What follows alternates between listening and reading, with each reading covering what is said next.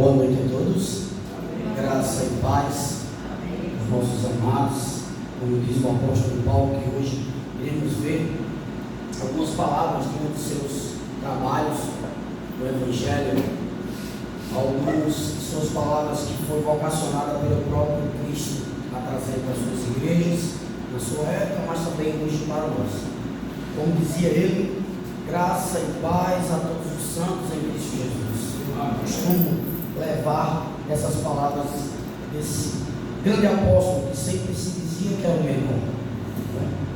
E sem mais delongas, como os pedidos hoje foram feitos, logo cedo eu ainda mais estávamos comentando sobre as chuvas hoje, e eu falei realmente no meu trabalho, no cabo do Juca, eu vi um Paulo na frente.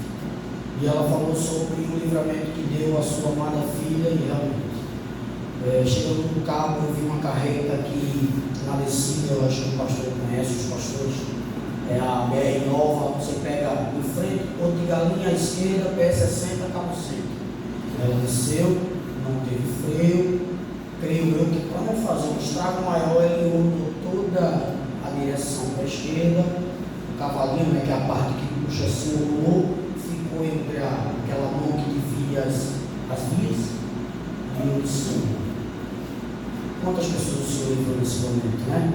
Cristãos, não cristãos, a tua vontade prevalece, e glória seja dada a nosso Deus.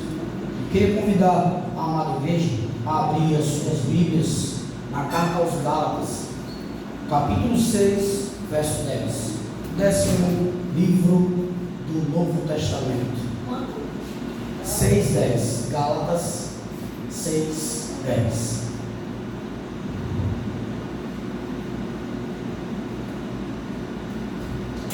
Como estamos ainda, acredito que essa é o último final de semana agora do mês de maio, o mês da família. Ainda estamos trabalhando no tema família. E hoje vamos verificar o que o Senhor tem a nos falar. Irei fazer a leitura logo após a oração. Todos acharam? Gálatas 6, verso 10. É bênção. Chamado o amado pastor encontrar, e aí damos início ao que o Senhor tem a nos trazer essa noite.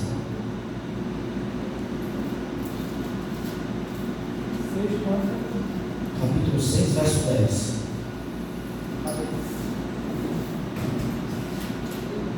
Todos acharam? Assim diz a palavra do Senhor. Por isso, enquanto tivermos oportunidade, façamos o bem a todos, mas principalmente aos da família da fé. Oremos. Amado Deus, Pai querido e amado, essa é a tua palavra. A palavra que santifica o teu nome, que glorifica unicamente a teu Filho amado Jesus Cristo. E é essa palavra que o Senhor coloca em nossos corações todos os dias, e aqui estamos juntos e unidos por intermédio dela em nossas vidas. E queremos te pedir, ó Pai, que o Senhor possa assistir-nos em teu Santo Espírito, em comunhão com o teu Filho amado hoje aqui. E que, tanto ao falar quanto ao ouvir, seja trabalho unicamente do teu Santo Espírito, que diminuímos a cada dia mais, para que o Senhor cresça.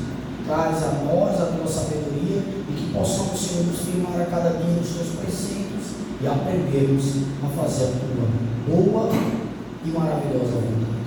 Em nome de Jesus. Amém. Amados irmãos, antes de nos deter no verso 10, eu queria fazer um percurso histórico sobre essa carta. Eu quero trazer para vocês algumas particularidades da carta aos Gálatas. Uma delas é que essa foi talvez, mas com certeza, a primeira carta escrita pelo apóstolo Paulo. O apóstolo Paulo, na sua primeira viagem, volta de 46 depois de Cristo, juntamente com Barnabé, quando ele sai dali da Antioquia da Síria, a terceira maior cidade nessa época, só perdia, se não me engano, para a cidade do Egito, e, bem, vamos nos focar nisso. A terceira maior cidade de Antioquia era a cidade-mãe. Então enviou Paulo e Barnabé para fazer essa primeira viagem missionária. Nessa primeira viagem missionária, Paulo visitou a Galácia do Sul. Outra particularidade dessa carta. Essa carta, não como Efésios, Colossenses, Tessalonicenses, Filipenses e as de Coríntios, não foi designada apenas para uma única igreja. Essa carta ela foi designada para uma comunidade de igreja. E depois, se os amados irmãos, no tempo oportuno, podemos estudar isso, mas também se os amados irmãos em casa quiserem verificar melhor essa informação, Atos capítulo 13 e 14 escreve bem que Paulo e quais foram essas igrejas. Citarei as 4: Antioquia, mas Antioquia da Pisídia, Listra, Icônio e Derbe. Essas igrejas foram plantadas pelo apóstolo Paulo nessa sua primeira viagem. A carta foi escrita em 48 antes de Cristo, depois de Cristo. Essa carta é dividida em 12 grandes temas. O primeiro grande tema é que Paulo defende o Evangelho.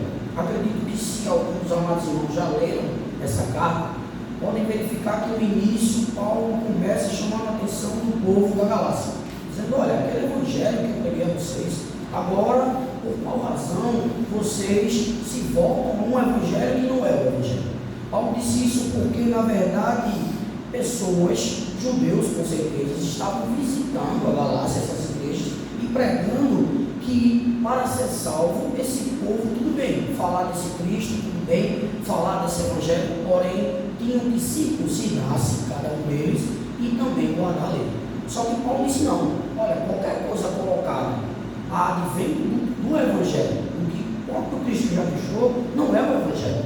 Paulo faz até um hipérbole, né? Ele diz: olha, se o próprio Cristo, ele usa no verso, se não me engano, no verso 6, ele diz, verso 7, qual a verdade não é outro, porém alguns se perturbam. Pronto, no verso 8, mas ainda que nós, ou mesmo um anjo vindo do céu, pregue a vocês um evangelho diferente daquele que temos pregado, que seja anátema. Paulo coloca a maldição àqueles que pregam um evangelho diferente. O segundo grande tema dessa carta também é uma defesa, só que é a defesa do apostolado de Paulo. Além desses homens estar levando um evangelho totalmente discórdia, Paulo traz a ideia de que Paulo, aquele que um dia perseguiu o cristão, aquele que um dia matou o cristão, agora não prega o verdadeiro evangelho, está pregando um evangelho de mentira. Então Paulo, além de defender primeiramente o evangelho, ele defende também o seu apostolado.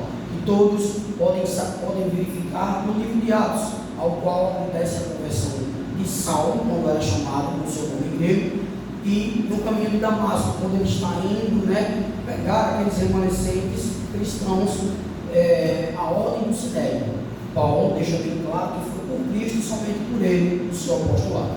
Mas também tem subtemas. Paulo divide esses 6 capítulos de Gálatas em 6 temas: o apostolado dos judeus e para gregos, o evangelho que foi pregado não somente para judeus, mas também para gregos, pelo próprio Paulo, a justificação pela fé em Cristo e não pela fé, e não pelas obras da lei, a nova aliança, a eterna aliança em Cristo Jesus, a nossa filiação em Cristo, a liberdade cristã, que essa carta é um dos temas que é conhecida, a carta da liberdade cristã, não só naqueles tempos, mas para nós também hoje. As obras da carne e o fruto do Espírito, capítulo 5, e quando ele chega no verso 6, Paulo ele começa nas suas advertências finais. Então ele divide esse capítulo 6 em auxílio coletivo, aquela ajuda que a igreja deveria fornecer, não somente aos amados, mas também a todos, e as responsabilidades. No finalzinho, Paulo traz uma ideia de semeadura e colheita. Agora vamos nos deter ao verso 10. Por isso, enquanto tivermos oportunidade, em algumas versões terá tempo, porém compreendemos que oportunidades e tempo são palavras sinônimas, palavras que nos trazem o mesmo entendimento. Façamos o bem a todos, mas principalmente aos da família da fé. Quando Paulo traz a ideia de que Por isso, enquanto tivermos oportunidade. Paulo vem trazer essa ideia justamente no que ele vem provando nessa carta. A liberdade que Cristo nos trouxe através do sacrifício.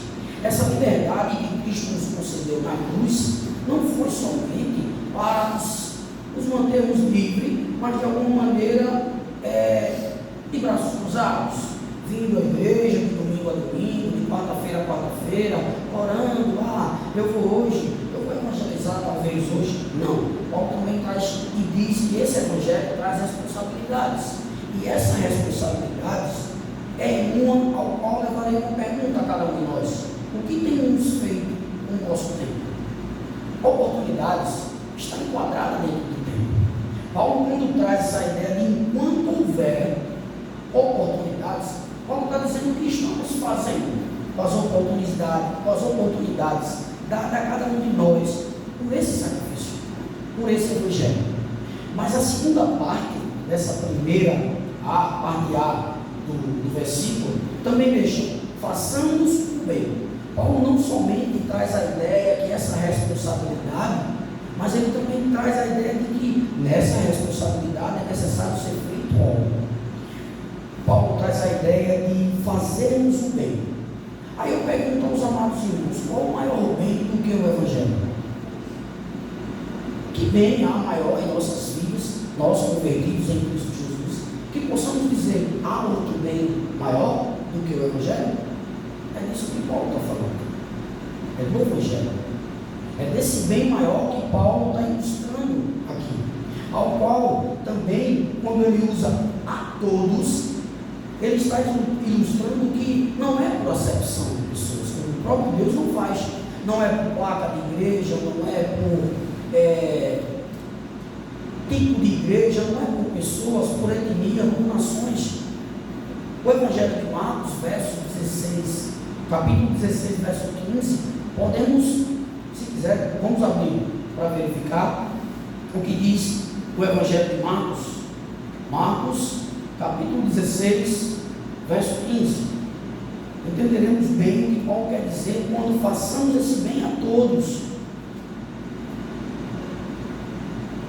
Marcos, capítulo 16, verso 15. E disse-lhes, isso foi Jesus: vão por todo o mundo e preguem o evangelho a toda criatura. Cristo aqui aprecia alguém? Cristo diz: olha, só em Samaria, só onde eu nasci, lá em Nazaré, olha, só em Jerusalém, olha, não, só aqui, não, olha, só vai ficar a turminha de Paulo. Não, Cristo dá uma ordem, e essa ordem tem que ser cumprida para todos. Esse bem que Paulo diz: façamos a todos, sem acepção de pessoas. Porém, a gente, com a pergunta: o que estamos fazendo no nosso tempo, com essas oportunidades, também é nos concedida uma segunda pergunta: como usar essas oportunidades? Eu queria que os amados abrissem Atos dos Apóstolos, enquanto vou desenvolvendo o texto. Atos dos Apóstolos, capítulo 3. No verso anterior, no verso 9, Paulo escreveu assim: e não nos cansemos de fazer o bem, porque no tempo certo faremos a colheita, se não desanimarmos. Paulo traz a ideia agora de colheita, um verso antes. A epígrafe do texto, que inicia no verso 6 e vai até esse verso 10 ao qual estamos lendo, diz assim: o que a pessoa semear, isso também colherá. Na cosmovisão de Paulo, ele trouxe essa alegoria, ele trouxe essa ideia de que o bem é como uma semente, porque aquele povo, e principalmente naquela época, os povos trabalhavam na agricultura. Então era importante ele usar um exemplo ao qual o povo entendesse. Então ele diz: olha, a partir do momento que semeamos, também colhemos. Então, se semeamos o bem, colheremos o bem. Assim como um agricultor experiente, que também sabe usar suas oportunidades, sabe usar seu tempo, trabalhando e vendo, entendendo as oportunidades que a natureza traz, clima, a vegetação, o solo. Esse bom semeador, esse bom agricultor, ele sabe a hora certa de semear. Ele sabe a hora certa de semear aquela semente, porque ele tem certeza de que bom fruto será colhido. Dessa mesma forma também tem que ser o cristão. Essa metáfora que Paulo traz no verso 9, trabalhando esse bem, ao qual é o próprio Evangelho, como uma semente, é justamente por isso. É que os nossos corações é essa lavoura. É que os corações daqueles que levamos esse bem como semente, é onde esse bem crescerá. E o que colheremos? O bem ao qual veremos pessoas se convertendo através do trabalhar do Santo Espírito de Deus, no Evangelho de Cristo Jesus.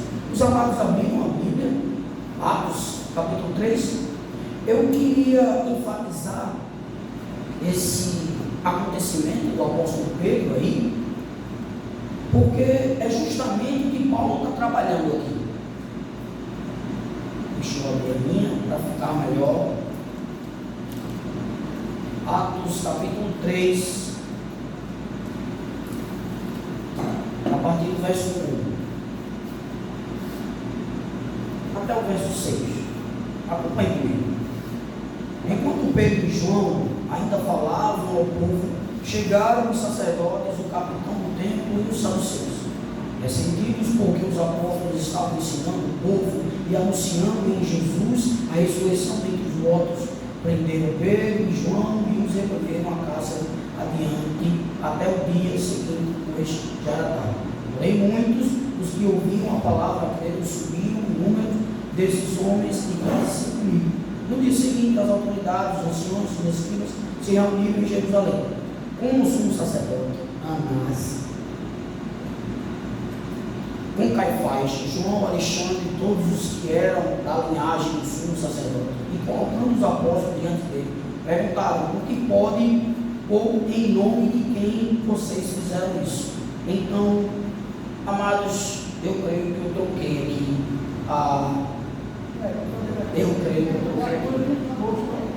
isso, a cura do coxo. Eu estou lendo 4. É isso mesmo. Vamos lá agora, 4. Eu estava lendo 4. Mas é bênção também, porque vale antes fazer a vontade de Deus do que as dos homens. Então vamos, porque tudo é da vontade dele. Verso 1 do capítulo 3. Pedro e João estavam se dirigindo ao templo para a oração das 3 horas da tarde. Estava sendo levado um homem coxo de nascença, que diariamente era colocado à porta do templo, chamada Porta Formosa, para pedir esmola aos que estavam. Quando ele viu Pedro e João que ia entrar no templo, pediu que lhe desse uma esmola. Pedro, fitando juntamente com João, disse: olha para nós. Ele nos olhava atentamente, esperando receber alguma coisa. Pedro, porém, lhe disse: não possuo entrada nenhuma, mas o que tenho, isso te dou. Em nome de Jesus Cristo Nazareno, levanta-te e anda. Esse exemplo que eu quero usar, do que Paulo está trazendo aqui, façamos o bem enquanto tivermos oportunidade a todos. Pedro e João, eu creio que nesse momento que esse coxo pede esmola aos apóstolos, Pedro de alguma maneira diz assim: olha para nós, olha a nossa roupa. O que você acha que a gente pode te oferecer? Ouro, comida, prata? Porque era o que esse coxo estava precisando, não é verdade? Você estava pedindo esmola, ele estava com fome, ele estava com frio, principalmente sem andar. Ele necessitava de ajuda. Porém, Pedro vai e dá a ele o bem maior, o Evangelho. E olha que Pedro não só falou, Pedro também agiu. Nesse milagre, através do bem maior, que é o Evangelho da graça de Deus, que está na palavra do nosso Deus Todo-Poderoso, esse coxo ganhou o melhor bem. Eu tenho certeza absoluta que ele não imaginava nessa manhã, quando acordou, de que ele não ganharia somente ouro e prata. Eu creio que ele até poderia jogar fora, mas ele ganhou a palavra da verdade. A Bíblia não se detém que esse coxo, de alguma maneira, creu em Deus, de alguma maneira continuou na conversão, praticando a salvação. Mas eu creio que sim, porque a palavra do Senhor, ela não vai vazia e ela não volta vazia. E essa semente do bem que foi plantada no coração desse coxo, através de Pedro, é para nos trazer essa ideia de que façamos a todos, Pedro não escolheu aquilo fazer. Pedro usou sua oportunidade no tempo devido para semear esse bem. E semear esse bem a um coxo que eu tenho certeza absoluta que qualquer um dos mestres da palavra, naquele momento ali, saduceus, fariseus, de maneira alguma parariam para conversar 5 minutos apenas. Mas Pedro usou bem sua oportunidade, semeando o verdadeiro bem, o Evangelho da graça de Deus. Assim também, nós cristãos, podemos ter como exemplo o que o apóstolo Pedro fez. Mas eu quero destacar aqui, façamos. O verbo fazer, no nosso português, ele tem a ideia, a função de imperativo. Ele é um verbo imperativo. Ele traz a ideia, ele emprega um tipo de ideia de ordem, uma ideia de pedido. Eu digo mais ordem do que pedido. Por exemplo, nossa amada irmã Mariana, ela é do RH. Quando ela faz uma ligação lá para baixo, ela diz: olha, eu quero que tal funcionário suba. É uma ordem, entende? Então, essa ordem, esse verbo façamos, ele traz a ideia de coletividade.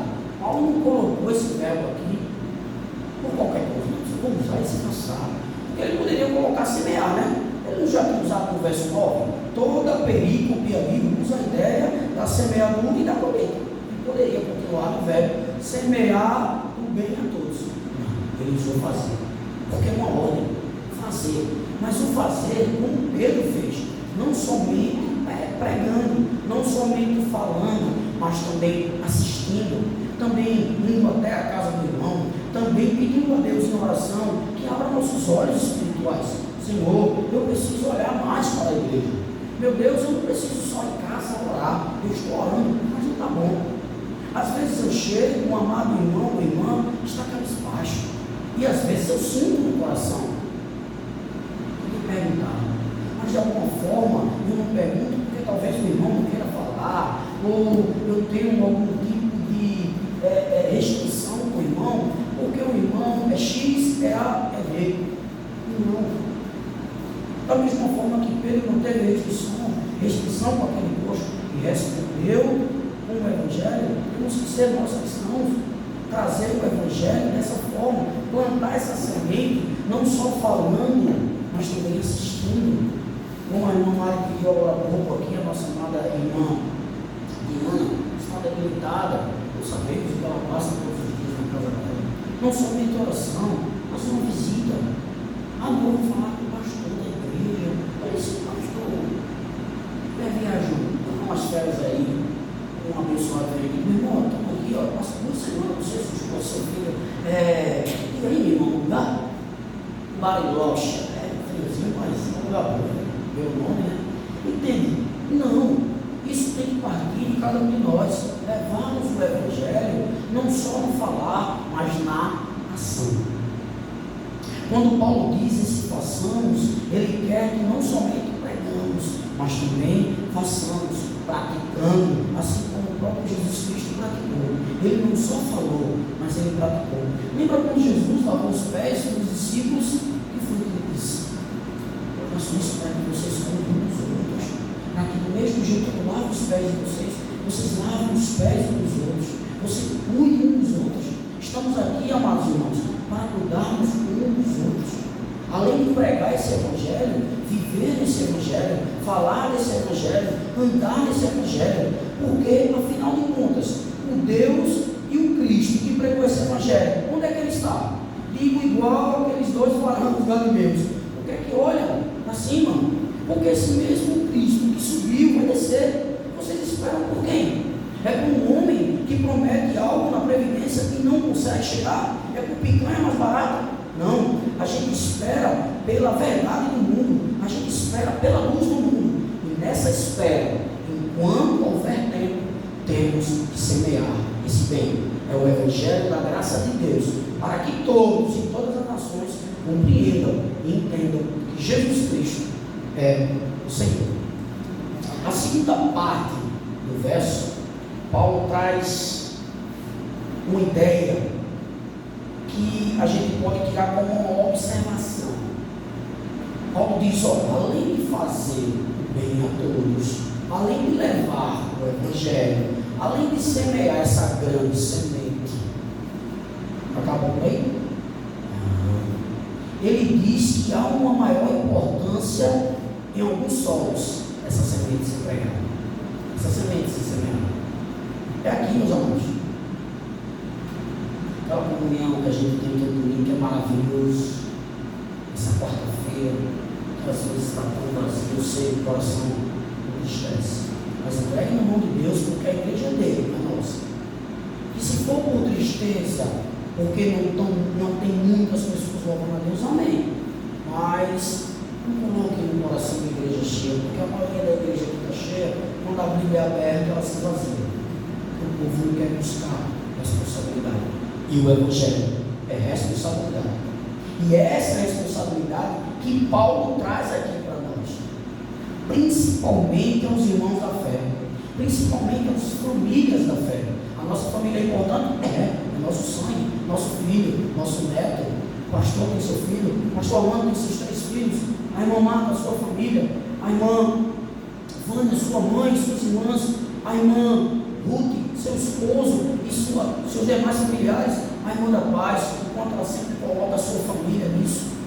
Porém, essa família que está aqui, Paulo traz, e essas palavras não é que Paulo quer falar para ser chamado o apóstolo, aquele apóstolo que foi o maior, aquele apóstolo que pregou o melhor evangelho. Não, ele fez isso porque o próprio Jesus Cristo disse.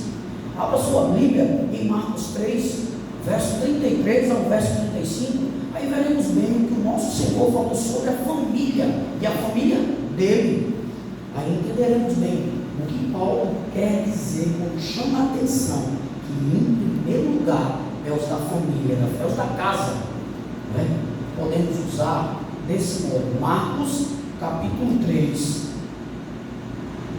verso 33 ao verso 35.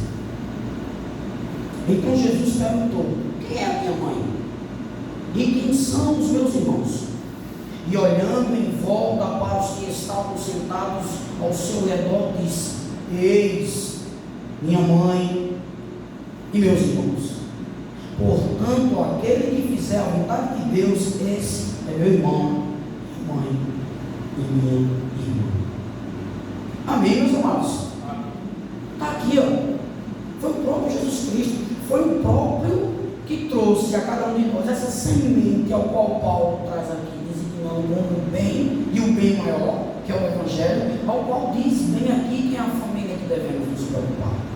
Peraí, irmão, você está dizendo que eu não posso mais me preocupar com meu pai? Não, estou dizendo isso não. Estou dizendo isso não porque o verso, logo no início, deixa bem claro que é fazer o bem a todos. O que eu estou dizendo é que o maior cuidado é que principalmente é essa família. Lembremos de que é essa família que vamos passar a eternidade conhecendo esse Deus maravilhoso que nos auto-revelou. Então o próprio Cristo deixa bem claro aquele que vocacionou Paulo, que ele defende o seu apostolado. Olha, foi o próprio Cristo que vocacionou. Então Paulo usa essas palavras porque quer usar, é porque é importante levar ao bem, semear esse bem a todos, mas principalmente aos amados irmãos na fé. E quem é esses irmãos? Cristo deixa bem claro: aqueles que fazem a vontade de Deus, aqueles que professam a mesma fé no Cristo Jesus, que fazem a vontade do Pai. Efésios 2, 19, 3, 14 e 15 também deixa bem claro quem é essa família. Praticando o Evangelho, edificando uns aos outros, aprendendo, guiando. Quando tivermos de chorar, irmão, chore. Quando tiver de abraçar, abraça. No momento que sentir de dizer eu te amo, quem mais diz aqui é um irmão que eu conheço, uma hora atrás, tanto esse te amo, está sendo chamado pelo seminarista do amor dentro da sala de aula. Não é bem, se esse amor é o amor de Cristo, dou glórias a Ele, né? Mas é esse amor que temos que pregar, esse amor de Cristo nos nossos corações, praticando cada dia mais. E esse bem não se designa somente no falar, no cuidar, no assistir os irmãos, mas também esse bem traz a convicção e a ideia de auxiliar na obra. O que auxiliamos na obra? O Evangelho, assim como o amor, quando Paulo fala dos frutos do Espírito, Paulo diz: o fruto do Espírito traz uma sequência de fatores, mas vários, amor, longanimidade, mansidão, temperança, coisas mais difíceis. Mas Paulo usa um único termo e engloba vários. Assim também é o Evangelho.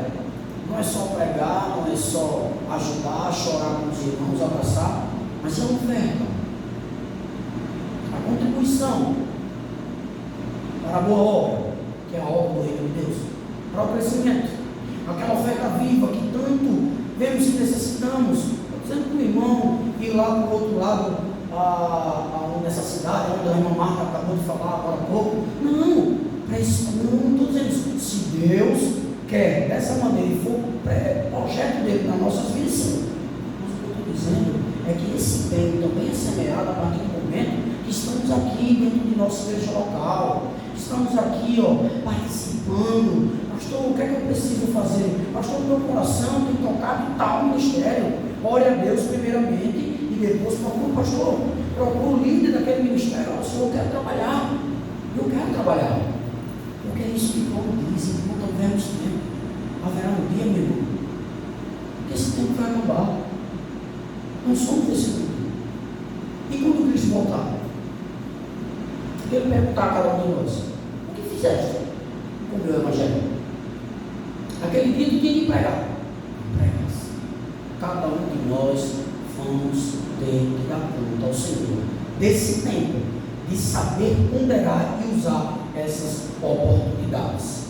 Então, pronto, Mateus 6,33 traz essa ideia: buscar primeiro o reino dos céus e sua justiça, e as demais coisas nos serão acrescentadas. Então, em primeiro lugar, o reino de Deus, a família na fé.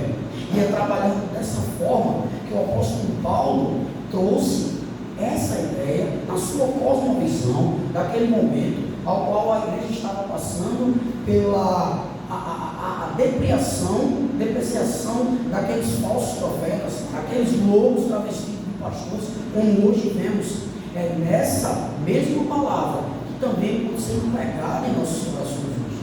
Então, o que Paulo quis trazer para cada um de nós é justamente isso, que desse modo continuemos fazendo a vontade do nosso Senhor, pregando o seu Evangelho, levando ele a toda criatura, levando ele a quem quer que for, todos os dias, nas nossas oportunidades, orando ao Senhor para que nos capacite, para não somente fazermos de qualquer jeito, unirmos de qualquer jeito, mas saber semear em tempo oportuno para assim colher, e principalmente cuidando uns dos outros. Que Deus possa continuamente abençoar a nossa amada igreja, abençoar a sua vida, e que possamos entender que o tempo que estamos tendo aqui é principalmente para pregar o Evangelho da Graça, que é o bem maior em nossas vidas. Quero convidar os amados irmãos a ficar de pé. Eu queria chamar aqui o nosso pastor Luiz Alvino.